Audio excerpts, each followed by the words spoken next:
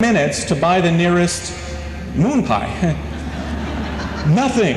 I mean, nothing is out there where my relatives to this day live. There is nothing out there. It's awesome. And I lived out there with my mom on my grandfather's farm, and I thought that was great. I didn't know much about anything.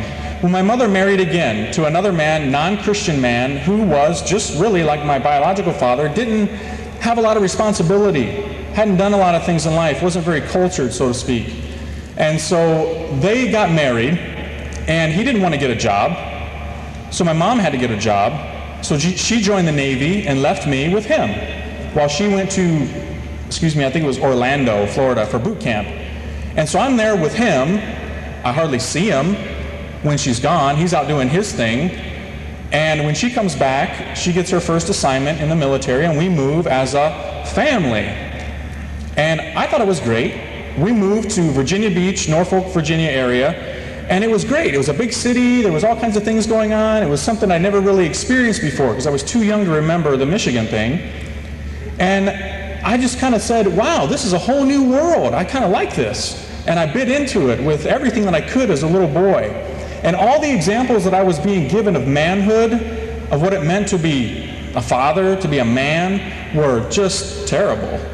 You know, I had memories of my father, of my stepfather, of my relatives on TV. All the examples that I saw of manhood were just terrible. But I didn't know right from wrong. I had no foundation, no black and white. Everything for me that I've been taught was gray. Everything was gray. Well, my mom ended up getting another divorce with this guy. And she married again to a third man whom I didn't like. The first time she introduced him to me, he came in a military uniform, and I thought to myself, no way, Mom, you've picked a loser. He needs to walk through that door with suspenders and a Budweiser. You know, that's manhood, man. You know, just, no, that's not going to work. Mom, I think you need to rethink this one. Well, they got married, they fell in love, and he was a military officer.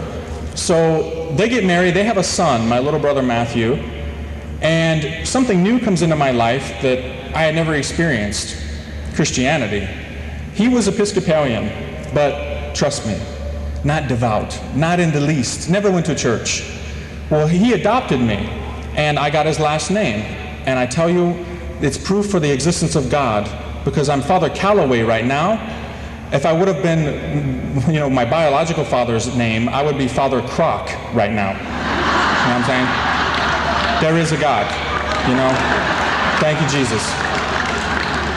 And so he adopts me, and his parents say, look, if you're going to adopt him, why don't you get him baptized? It's the American thing to do. Nobody takes it seriously, but you just do it. You get the little certificate. It's something he looks at as the years go by. You know, so that's what we did. When I was 10, I was baptized validly in the Episcopalian Church. To show you how much it meant to us, no pictures of my baptism, none, not one. Not one picture of my baptism. Do you know what I remember from my baptism? The jelly-filled donuts. That's what I remember. That's the peak of my memory of my baptism experience. And I should remember it. I was 10 years old. That's all I remember, with the jelly-filled donuts. We never went to church. Never. Nothing. So then we started moving a lot, because she gets out of the military, he's still in it as an officer, and we start moving everywhere. Man, everywhere. Like every 2 years. So our first move is to Southern California. A young boy's dream. It was paradise. I didn't have no understanding of heaven, no understanding of hell, no understanding of religion of any sort, nothing. So Southern California for me was awesome. It was phenomenal. You know, it was like I went there, and we were coming out of the 60s hippies, the 70s disco people, and now we were into the MTV generation. It was the early 80s, and I was watching MTV, and I was like, this is where it's at. And I'm living here in Southern California. Look at those girls, man. Wow. They didn't look like that in West Virginia. You know, it was just a whole new world for a young boy. And all the friends that I met, they were just like so far advanced of me in the ways of the world. And I was like, what is that? What is that? And what are you doing there? And I got introduced to all this stuff. And I wanted it, because I didn't have any right from wrong. I just never been exposed to this stuff. Well, I was now. And I bit onto it. I mean hard. I clamped down onto it. I would not let go. And my parents would try and tell me, don't do these things. Why are you acting this way? Why are you wearing these clothes? Where'd you get those clothes? How'd you get all this stuff? You know, I just started stealing, started drinking. I'm talking like I'm 12 and a half years old at this point, and I just started acting, my mouth started to get real foul, and I just said, you know, I don't understand, who are you people, and I'm talking to my parents here, to tell me not to do things. I said, you just happen to be adults and do these things and not get caught, and you pay taxes and abide by rules, which I think are stupid, and I just have the courage to live it out, you know, to live out this creedal system that I've made. And you profess to be one thing, you know, a Christian, my dad anyway, but you know, I don't buy it. I mean, that's just, you're phony, you're fake, and all the people you talk about and all your ideals, they're not mine.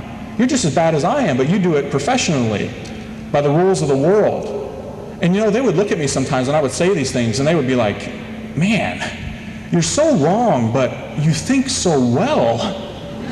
You know, I mean, you take it to its logical conclusion. If this is all there is, I'm getting it right now, and I don't care what happens tomorrow. Well, that scared them, and they didn't know what to do with me, and I just kept going.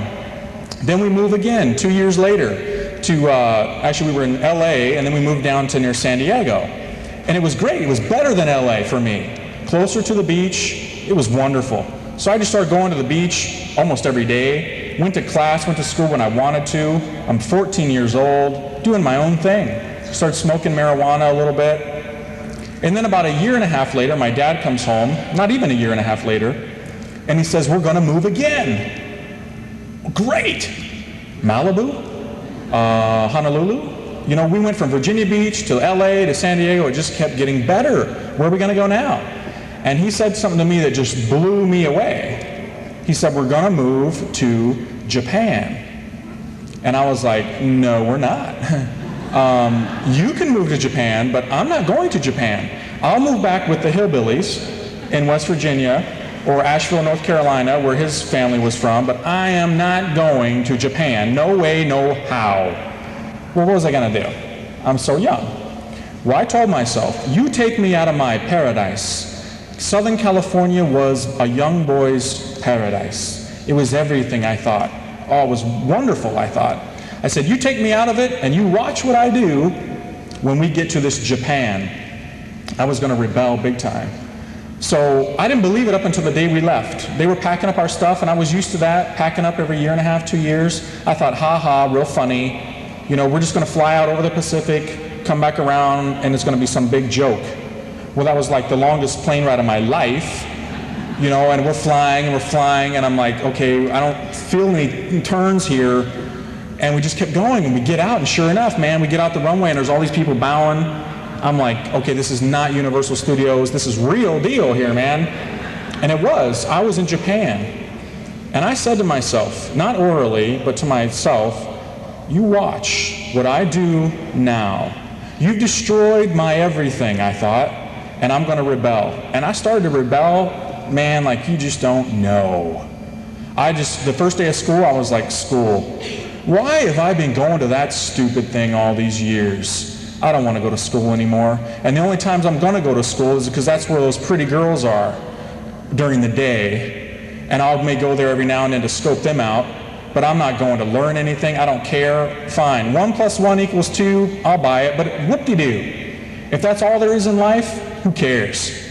And if, you know, you can list the presidents and I can recite them to you by rote, who cares? Is that all there is? And if this is all there is, I'm gonna live it up every moment, satisfy every desire, passion, emotion, sense I have in my body, in my being. I want it all. And I went down that path. And I started just hanging out with the totally wrong people. Start drinking incredibly heavy. Japan breeds alcoholism. You know how when you go to a Walmart here and they have outside a Coke machine and you put in your money and you get, you know, a Coke or whatever? Well, over there, those are alcohol machines. They're always on. They're always available. They're outside. And if it's not on, the electrical socket is conveniently placed outside. So you just plug it in. If you're not tall enough to reach the slot to put in your yen, well, you have somebody help you out. It was easy to be bad. And I started doing a lot